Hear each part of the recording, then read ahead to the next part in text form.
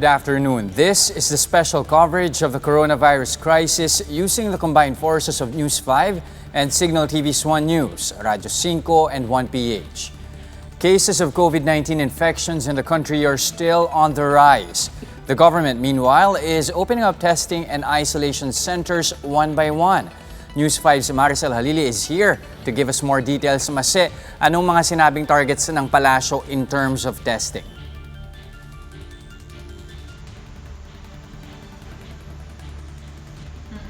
Jester, ang sinasabi nga ng Malacanang, sa ngayon kasi more or less nasa 20 testing labs pa lang yung gumagana sa atin. So gusto nila itong dagdagaan ng 58 more kasi yung 58 ay pending na for accreditation. So hopefully by end of this month, umabot na sa 78 yung testing labs natin. Kasi yung capacity ng pagtitest natin ngayon for COVID-19 is only at 5,000 tests a day. Sana daw ay mapataas ito. Kung pwede nga daw umabot pa ng 30,000 kung kakayanin natin. No? Even for our OFWs. For OFWs, ang target naman natin, sana makapag-test tayo ng 20,000 OFWs and overseas Filipinos. Kasi this is also one of the reasons kung bakit daw pansamantalang sinuspinde yung mga incoming, outgoing flights ngayon dun sa mga international flights natin because kailangan din nating paigtingin yung kapasidad ng bansa para mabantayan yung ating mga pabalik na overseas Filipinos.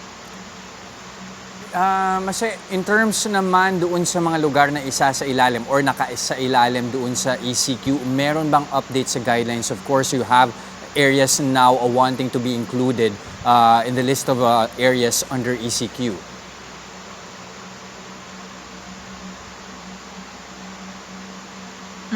Ang sinasabi kanina ni Secretary Roque, sa pagkakatanda niya, more or less nasa 7 yung mga areas na humihiling pa sa IATF para maibalik sila sa enhanced community quarantine. Meron kasing report na dumating na mukhang yung Naga, dininay daw na maibalik sa ECQ, pero ang paliwanag naman siya ng Malacanang, sa pagkakaalam nila, wala pa namang nade-deny. Mukhang hindi pa lang siguro na-actionan. Pero sa ngayon, pinag-aaralan pa yung mga areas na nagre-request na ibalik sa ECQ dahil nga doon sa issues na marami pa rin silang mga kaso ng COVID-19 at saka yung mga capacity ng kanilang mga ospital, healthcare workers at yung testing capacity doon sa mga lugar na yun. Now, when it comes to SAP distribution, meron ba tayong details regarding dun sa 5 million beneficiaries that will be added doon sa second tranche ng SAP? Sapat ba yung budget for that?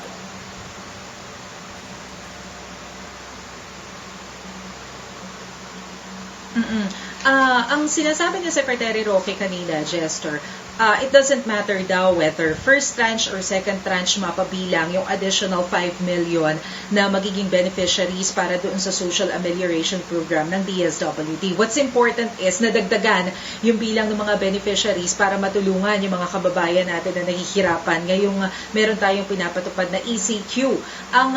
Sa ngayon, hindi pa naman daw kailangan ng karagdagang budget dahil sapat pa yung pondo ng gobyerno na inilaan para dito sa Social Amelioration Program. Although for now, pinag-aaralan na daw ng Department of Budget and Management kung ano-ano yung mga budgets na pwedeng i-realign or yung pwedeng hilingin for the supplemental budget. Pero for now, enough pa naman daw yung ating mga funds. Also, last night we heard the President this time around making an apology sa mga Ayala and at the same time Manny V. Pangilinan. Anong susunod na hakbang ukol sa sinasabi niyang pag-uusap kasama ng mga nabanggit na business tycoons?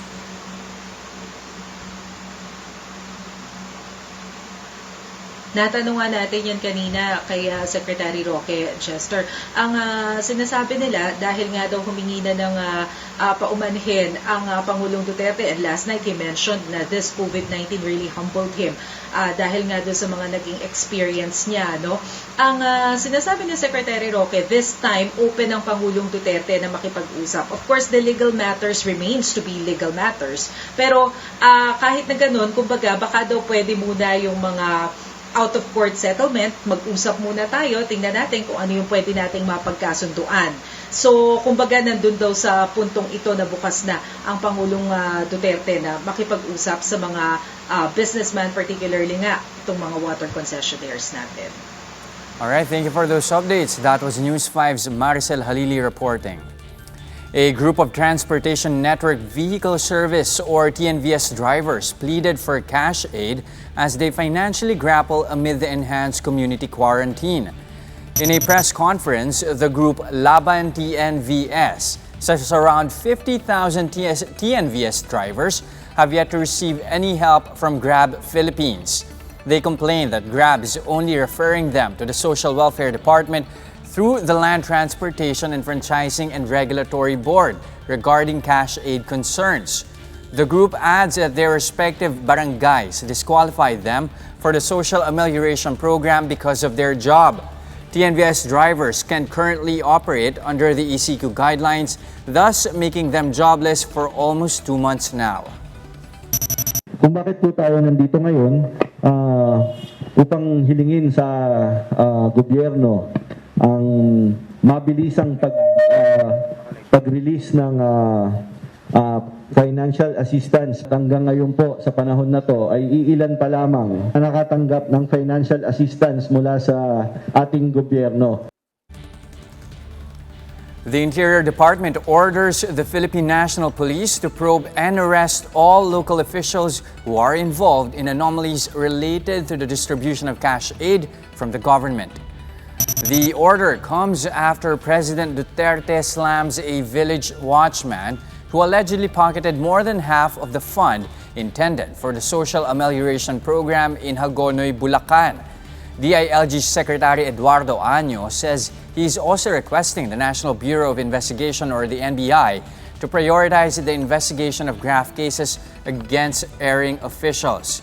In a televised address, President Duterte offered to give 30,000 pesos to individuals who may lead authorities to local officials involved in plundering SAP funds. And that's the latest on the enhanced and expanded community quarantine. For more updates, follow News 5, the Philippine Star, and Business World Online. I'm Jess De Los Santos. We are One News.